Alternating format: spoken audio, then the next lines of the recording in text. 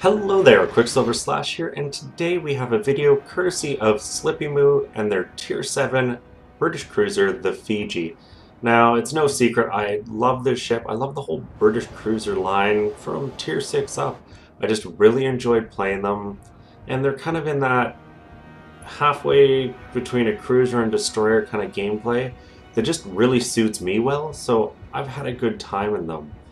I know they're not everyone's cup of tea. Some think they're too soft, others think they're overpowered with the smoke, but ultimately they are a part of the game, and learning to play them and deal with them is gonna have to be in your plans if you want to have effective battles. So slippymoo is playing on Trident on epicenter, and I honestly don't really like this map on epicenter, and the main reason is you tend to get two big clumps of forces on either side of this island in the center cap with no one really moving. It's rare to really see a dynamic battle where you get a big flanking force that, quickly pushes around. It does happen, but for the most part, I find this map to be just a little stagnant because of where those main islands are. So as we see, slippymoo clearly detected by a destroyer somewhere in that middle cap is my best guess, unless one maybe charged up the 7 or 8 line. But he's doing a good job of just maneuvering, keeping the ship weaving, and as a result, no shells have hit him. And this is really a critical skill to master in any cruiser, but especially the thinner armored ones like the Brits and a lot of the Russians too. The early Russians with the higher rate of fire have some pretty soft armor. And finally, he fires his first shells at that enemy Hogro. They go just a little long. You can see they're ever so slightly angled in, but he corrects his aim. Unfortunately, no penetrating hits and still no damage on the board. And now he has taken a bit of damage. So one of the things that I find with the Fiji you do have to be careful of, and you notice here as he is weaving, is the turrets are just a little bit too slow to keep up with your ship hull. That's something that the later cruisers definitely lose, but the Fiji you do have to be kind of ever aware where your guns are, what your rudder's doing, so that you can maximize the damage you're able to do. So clearly slippymoo has picked where he's going to stand for at least the time being, popping both his smoke and hydroacoustic so that he doesn't get surprised by any torps. And I think he was hoping that Hogro was going to come charging around the island. And unfortunately, that Hogro seems pretty smart, put themselves in a position to ensure they wouldn't drive out into a whole bunch of battleship fire. And kind of as I said, this whole group kind of forming up right behind the island. And that's probably a major part of why that Hogro is stopped. They don't want to drive out into crossfire from that. So ultimately this means slippymoo's first smoke is kind of going unused. You ideally want to be in a position where your shells are just a non-stop stream when you pop the smoke, and that just didn't happen in this case because of a bit of bad luck, but partly positioning. I probably personally would have tried to close to this island before popping it, so that at least I have some shots into these further away targets. But that is one of the kind of minor things you gotta pick up, and there is a Mitsuki.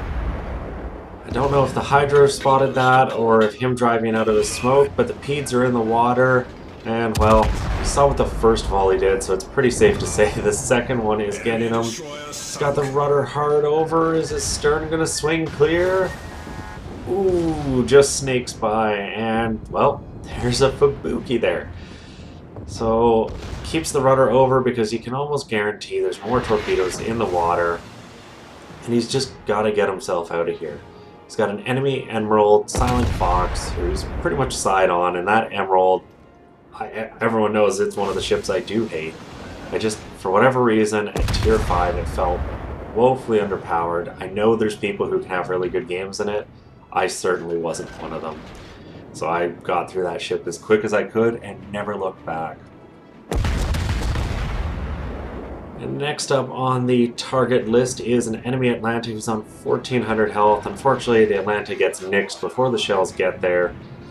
So, slippymoo goes back to shooting the emerald. You can see the little exclamation in chat there. I think he was hoping for the kill, or maybe he's just upset that his team's kind of left him alone. And this is a pretty typical battle on Epicenter to me. Everyone's gathering over in this area, you know, contesting the cap, which yes, you have to do. But I personally feel there's room to have, you know, forces that go around the outside and flank, because otherwise you're never going to unroot it. And what ends up happening is both teams kind of sit still until one team has so many points over the other that the other team's forced to just charge in, a bunch of ships die, and the game ends. And to me, that's just not quite as fun as some of the more dynamic games. So I'm hoping that was a graphics bug, but it looked like he just fired them all into the island, and yes, it was, because those are all clear. From me looking at that, I thought he just fired all the torps right into the island. I'm like, what are you doing, man? But clearly a little bug, and man, this Hogro is just side on, going backwards. This is the dream target. This is when you love to be in ships like these British cruisers, when you've got someone side on and they're not going to be able to get out of it, and they're going to remain spotted because of the battleship here, you got ships over here, and there are the citadels. And personally, yeah, slippymoo's disappeared into smoke, and that Hogro may be cursing himself, thinking, oh, that British cruiser's overpowered, but what is he thinking driving like that? And ultimately, he's the one who's doomed himself here. Unfortunately for slippymoo, he hasn't managed to get his rear turrets into it.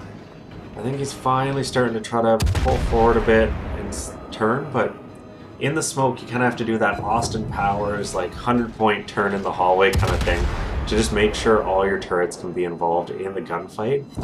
Because, as you can kind of see here, when it's only 2 of the turrets, yeah, he's still getting damage on, but it's not the kind of, like, 3 volley, just ship is gone damage that this Fiji can put out. The other thing Slippy's got to be careful of is, well, there's an enemy destroyer somewhere.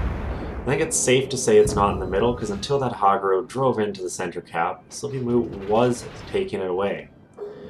And now kind of comes the mind game. You've got 2 cruisers, opposite sides of the island from each other. Slippymoo's going to keep the Hogro spotted, though, because of the hydro. But you wonder, what is happening with torpedoes? Has that Hogro fired them around the corner? And indeed he has, right as slippymoo starts to speed up. Though, fortunately, unlike Slippy, it looks like the Hogro, well, they slipped by. I was going to say, I thought he put them into the island. I clearly just can't read torpedoes today. So, with this kind of in a dead standoff, I think Slippy's making the right decision here, getting turned around in a position to extricate himself, and pretty much perfect timing, because if he had been waiting there any longer, that Fubuki would have been coming charging around the corners and just aced him. And even better now, all the turrets are on, though I think, once again, a bit of a bug, because those front turrets were clearly firing even though visually they hadn't rotated around. Hard to say exactly what was going on there, but gets the Fubuki, and this Hogro is definitely next. 8 a torpedo, 1,000 hit points, side on. He's dead. The question is, were there torps in the water? Well, probably not, because that Fubuki would have blocked him. And there is a double strike, bringing Slippy up to 3 kills and almost 63,000 damage. And honestly, if it wasn't for him sitting here in this center cap, the enemy team would have a heck of a lot more points. So he's doing a very important thing throughout this battle. And meanwhile, his team's just all off on the side, kind of completely out of the cap. And I think this is something else that just bugs me with Epicenter, is when it isn't a camp fest, one of the teams seems to get the cap and the other just drives off to the edges of the map for some reason. Fortunately, Slippy's head is on square and he's making the most of it. eating and just ripping apart every ship that comes chasing after him to try to unseat him from what is a pretty powerful spot, especially for a British cruiser who can smoke. And that Emerald's timing could not have been worse. Came out just a little too far, comes around, eats 2 Citadels, and well, that's going to be it right there for him. Another Citadel and the kill, and Slippy's up to 4 kills, 77,000 damage, and once again, is capping the center circle. And I mean, I've said it, I can't say how important these caps can be in epicenter, because as you can see, if you're in the middle and the next ring isn't contested, you cap that. If the ring out isn't contested, you cap that as well. So this center cap can be very crucial to control, and his team just doesn't seem interested in it. Though, that said, his team has done a very effective job at killing the enemy, wiping most of them out. And unfortunately for this Aoba, he's probably going to be the next one wiped out.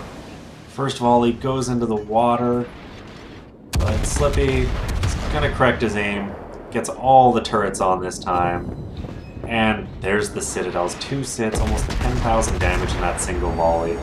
And I don't get why cruisers just can't learn to not drive flat on to other cruisers, especially ones with the rate of fire of these Germans, of these British cruisers, the earlier Germans, the Russians, even the Cleveland and the Americans has a very good rate of fire, and the damage can add up very quickly.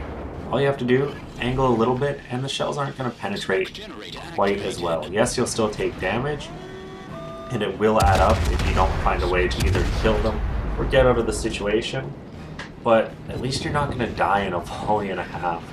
And Slippy's now got his Kraken, is well on his way to 100,000 damage, throws the torps in the water though. I don't know that the Koenig's stupid enough to keep driving in a straight line. Then again, it is a battleship, and a lot of battleship players, I won't say a lot, that's unfair. There are many battleship players who just seem to focus in with their guns and end up eating a lot of damage. And well, that Koenig looks like his head is on straight. He's got his ship turning. He's probably going to dodge. Maybe not. Maybe the turn was very poorly timed. 2 torpedoes.